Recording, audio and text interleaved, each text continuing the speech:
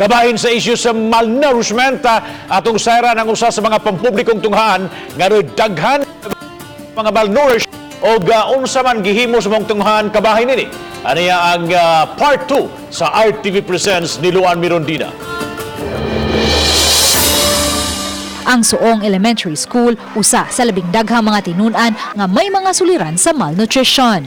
Matod ni Alma Abihar, focal person sa school-based feeding program, 63 sa 233 ka mga malnourished nilang tinunan, mga severely malnourished. Sagad kanila anak sa mga mamasurahay o kaha sa mga binilanggo.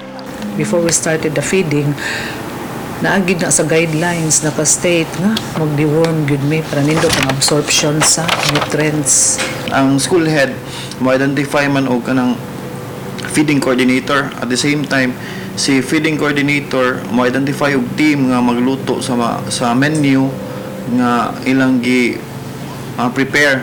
Apan usahay, dugay mo gawas ang gahin sa feeding program, mao kini ang hinungdan nga may gulayan sa paaralan matag public school.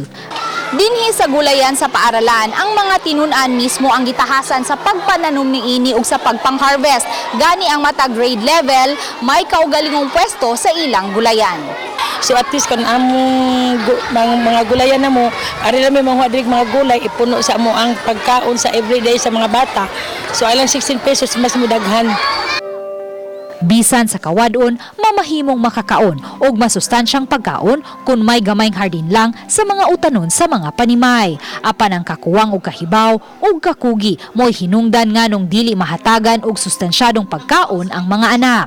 Uban ni Renan Tiquiñones, ako si Luan Mirondina o kini ang akong short dokyo.